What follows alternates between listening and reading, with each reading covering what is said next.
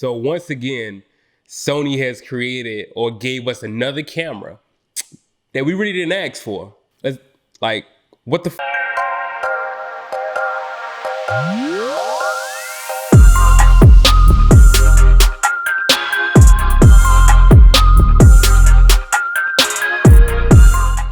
What's going on, everybody? My name is Shawn Brooks. If you're new to my channel, I do like a lot of stuff, man. I'm not gonna sit there and lie to y'all. I don't put myself in a box. I review camera stuff. I talk about some tech stuff when it comes to phones. Cut a lot of that out though, because I got bored with that shit. And I also kind of give you guys like tips and tricks that I've learned from being my own business person and being in the videography business. So if you're into that, go ahead and hit that subscribe button. Stay tuned. Promise you're gonna like the content you get. Moving right along though to Sony. Sony has announced the Sony A9ii II.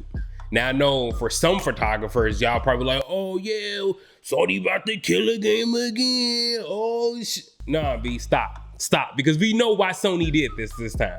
Now, when they announced the Sony A7 Mark IV, we are like, for the most part, most people was like, dog, I didn't ask for that. Like, why are you like the A7S II? Please, like, it's screaming at this point, like, revive me. And then you bring out the Sony A9 Mark II. Now it's just like, dog, we know why you did this. The Olympics is coming out next year.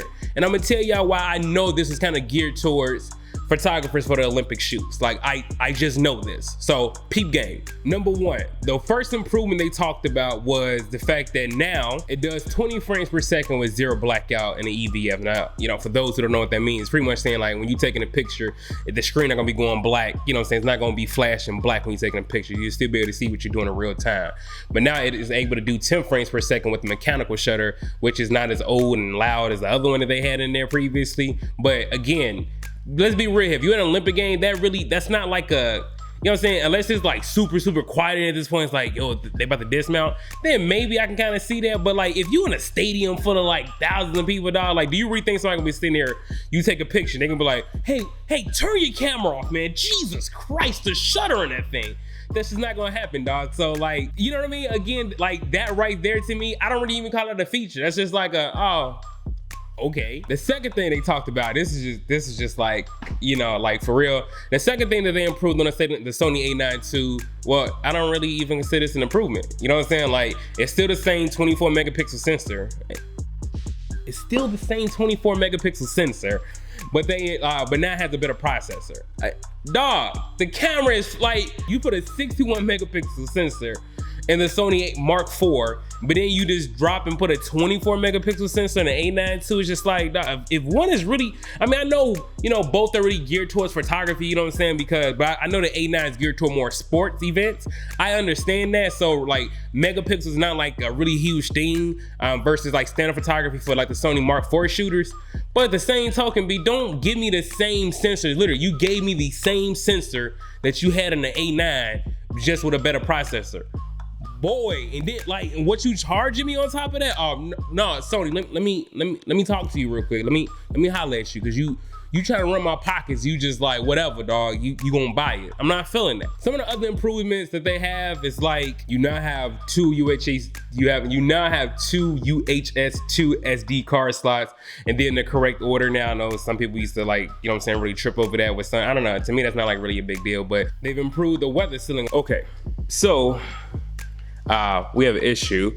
This is the second video. The first time on the professional set, but this is the second video in which my daddy Mike has created this like electronic hissing thing. Now I know some videographers who like do this, they probably have a way around it, but honestly, when I use my this is Tagstar. Yeah, when I use my Tagstar mic, it doesn't do that. So I don't know what the issue is with that, but like, Dave, if you watching this video, what's up, baby? What's going on? Nonetheless, though, I'm gonna finish the video from here because I'm comfortable now. So the other thing they improved was the weather sealing. Now the weather sealing is a big deal because if you've had the first generation A9, then this should be like a big plus for you, right? Because that camera is probably like beat to hell at this point, and you probably want to make sure that your lenses and your body is going to be secure at this point. So now when you take pictures, you already know that you're gonna have the same improved weather cylinder, the A7 Mark IV. So that's something you don't have to worry about now either. Another upgrade with this camera is now you can move the autofocusing points when you have the shutter halfway pressed down. I don't really know if that's like a thing nobody, like I don't even think there's something somebody even asks for, to be real. Like that's not something I'm pretty sure A9ii uses like, yo, can we please do this? So I'm not gonna really like run down every single upgrade. I'll link their video, you know what I'm saying, so you can go check it out yourself. Before we move on to some more of the boring upgrades that this camera has, let me tell you about today's sponsor, which is Digital Photo. If you're wondering how the boy looks so crispy and nice and different colors going on right now, is thanks to the RGB light that they sent me, which is a YY150. Now I'm gonna be real with you. The main reason why you wanna get this light right now, not because it just adds some cool stuff to your production, but the battery life. Like I have legit been trying to kill this light for a couple of days now. Like I'll just leave it on running it, and it's still been in like the 75% bar like for the longest. It has a plethora of presets that you scroll through, like from ambulance, police, slow RGB, fast RGB, you name it. You can control the brightness, and it charges via USB-C cable, and it comes with 2 mounting holes to be able to mount it just like I have it, just like you've seen in the B-roll. So if you're interested in checking this light out, I'll make sure I link it down in the description below. So moving forward, again, like I said, I'm not gonna run through all of the upgrades it did, but the one thing that really disappointed me with the A9 is the fact that, well, it's 2 things really. Like I said, a couple of things. One, it still has the same EVF from the original A9.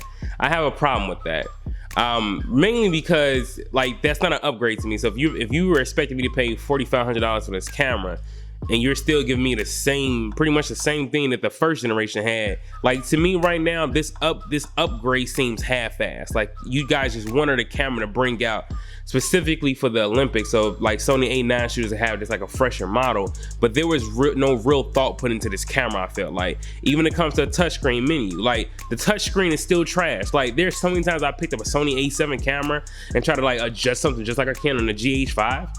And I can't do it because the touchscreen doesn't work for that. Like that's stupid. Like that is really dumb. I don't understand why you guys haven't fixed that. Like fix that, Sony. There's no excuse for that. Now the one thing, the ultimate letdown, I feel like I was like, Sony, that's just real petty. It still has the same video codecs that the original A9 have, so you still can't get S-Log and you still don't get HLG. Like why would you restrict someone? Like I understand that someone who's gonna buy this camera is more than likely like a sports photographer, so they probably like video is probably not their first concern.